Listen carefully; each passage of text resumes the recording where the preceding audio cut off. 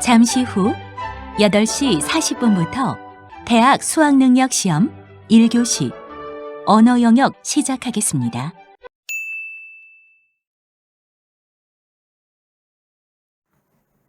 안녕, 잘 지냈어? 핸드폰 그만 보고 바로 45번 풀어보자. 일단 현대시 같은 경우에는 무조건 보기부터 봐야 돼. 이게 큰 힌트야. 1분간 읽어보자. 보기를 보면서 어땠어? 수능 국어 팁 중에 하나는 반대되는 개념으로 문제를 만든다는 거야.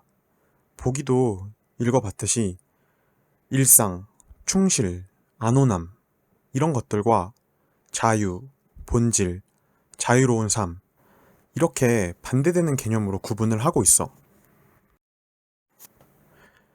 딱 이제 보기까지 읽었으면 문제는 풀지 말고 나 지문으로 바로 가면 돼. 대신 보기를 항상 기억하고 있어야 돼. 어렵게 설명 안 할게.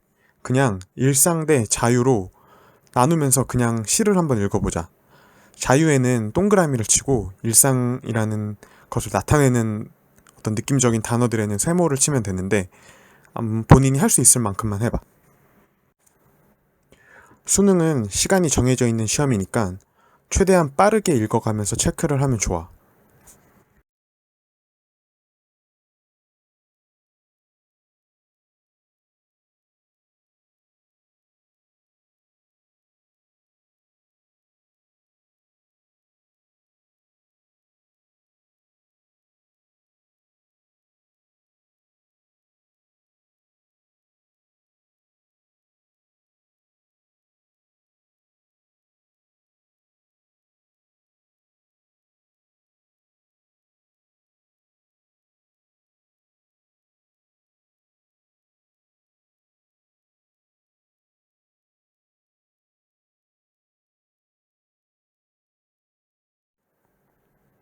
선생님은 이 정도밖에 못 찾았어. 그럼 45번 풀어볼까? 1번 보자. 자, 보기에서 세 장에 갇힌 새를 일상에 벗어나지 못하는 현대인으로 비유했지. 그럼 1번은 맞는 말인 것 같네. 2번. 풍경이 보여. 굉장히 좋네. 근데 창살. 갇혔네. 안 좋아. 안온함. 좋아. 억압성. 안 좋아. 풍경과 안온함은 좋고, 창살과 억압성은 안 좋은 것. 양가성. 맞는 것 같네. 3번. 새는 날아야 하는데 닭처럼 걷기만 하네. 날 수 있는 잠재력이 상실되었네. 3번도 맞는 것 같네. 4번. 새 장문이 열려도 자유로운 몸이 되었다는 거지. 모의를 향해 달려갈 수 있을 때까지 걷는. 새 장문이 열렸지만 계속 걷는데 일상의 안온함에 길들여진 것으로 볼 수 있지. 근데 이거 뭐야? 자신의 본질에 충실하다 보니 걷는 것이 새의 본질에 충실한 걸까? 아니야. 새의 본질은 나는 것이야. 그러니까 4번은 정답이 아니지. 시간이 없으면 정답이 나왔을 때 넘겨야 되지만 지금은 연습이니까 5번도 한번 보자. 5번. 날아오르라고 날개를 밀어 올려주는 공기를 그저 음미할 대상으로만 본다. 일상에 안주한다는 뜻이 맞는 것 같네.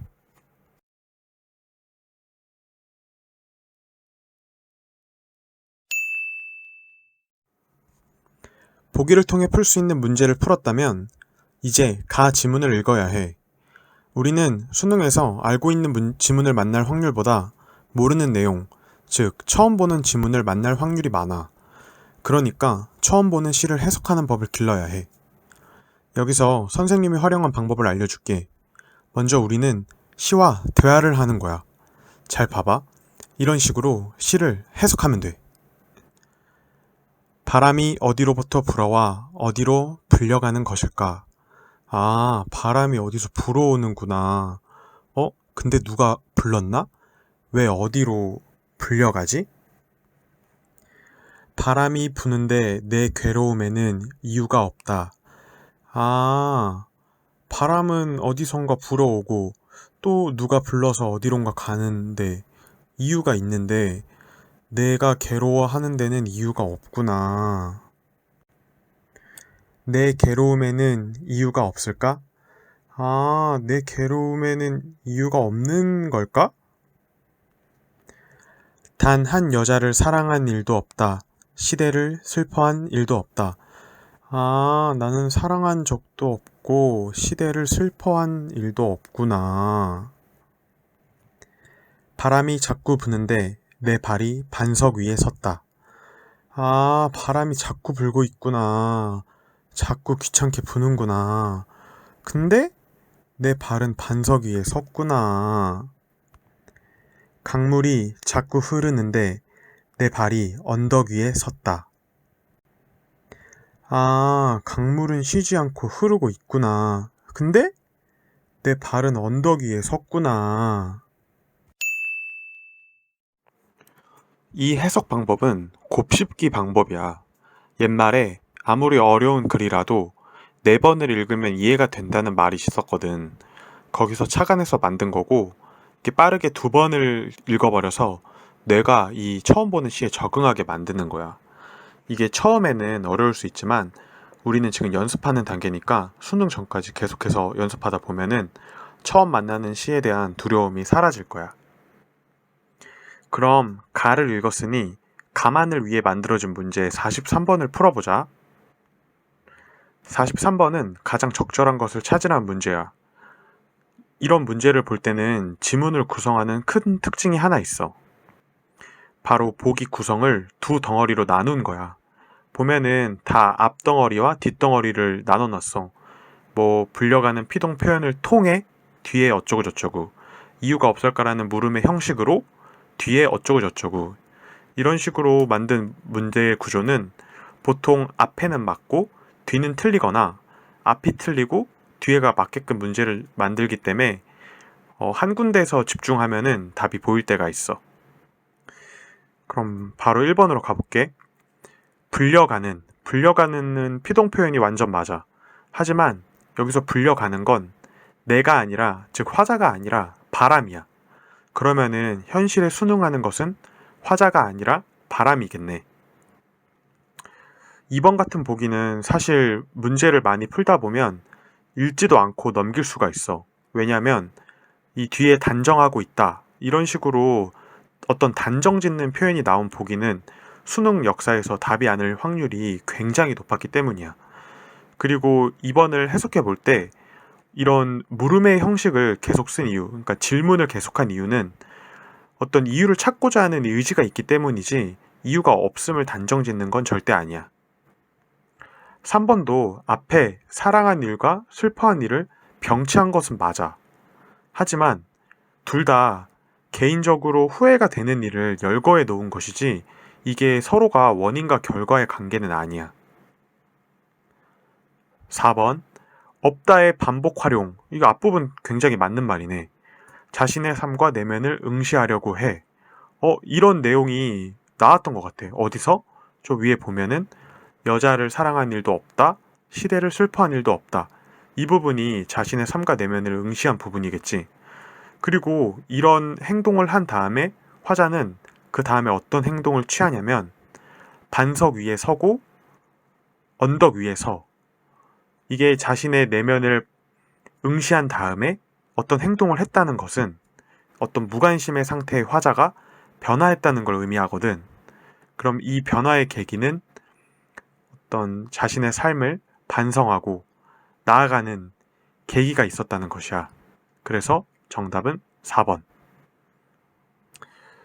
근데 사실 더 쉽게 문제를 풀려면 이 윤동주라는 사람이 문제에 나왔을 때 윤동주는 반성, 자조적 태도, 이런 2가지 정도만 머릿속에 기억하고 있어도 좋아. 문제를 많이 풀다 보면은 알게 될 거야. 윤동주는 반성, 기억하면 좋아. 5번, 흐르는 데와 섰다의 대비, 이것도 앞부분이 맞는 말이네. 그런데 계속 흐르는 것은, 강물이 계속 흐르는 것은 변함없는 것이 아니라 계속해서 변화하는 것이잖아. 그래서 5번은 정답이 아닌 거야. 44번으로 가보자. 44번은 두 가지 지문을 모두 읽어야만 풀 수 있는 문제야. 이런 문제도 네모 박스 안에 있는 부분이 큰 힌트가 되기 때문에 잘 이해하고 넘어가야 돼. 공기와 바람은 눈에 보이지 않지만 사물의 움직임을 통해 지각되고 계속 움직이며 대상에 영향을 주는 힘으로 인식됩니다. 오, 눈에 보이지 않는 대상이 사물에 영향을 주는 무엇인가가 된다는 의미네. 그럼 1번 보자. 눈에 보이지 않는 바람이 자꾸 불어서 화자가 자신의 내면, 괴로움을 생각하게끔 하고 있네. 맞는 말이네. 2번. 눈에 보이지 않는 바람이 불어서 내 발을 반석 위로 이끌고 있다? 이건 좀 이상해. 왜냐면 시를 보면 바람이 자꾸 부는데 내 발이 반석 위에 섰다. 강물이 자꾸 흐르는데 내 발이 언덕 위에 섰다. 이렇게는 앞과 뒤가 서로 연결되는 느낌이 아니라 누구는 국어 100점 맞았는데 나는 망쳤다. 이런 식으로 반대가 되는 구조거든. 그러니까 즉 바람이 자꾸 부는데 바람이 이리저리 왔다 갔다 이렇게 부는데 막 정신사납게 부는데 내 발은 반석 위에 우뚝 섰다. 무언가 화자의 굳은 심지가 느껴지는 그런 것이거든. 그러니까 나는 바람에 이끌려서 반석 위에 선 게 아니라 이 바람과 달리 반석 위에 우뚝 선 것이 되는 거야.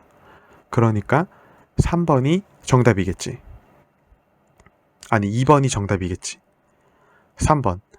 눈에 보이지 않는 공기는 창살 사이를 자유롭게 오고 가는데 새는 갇혀 있어.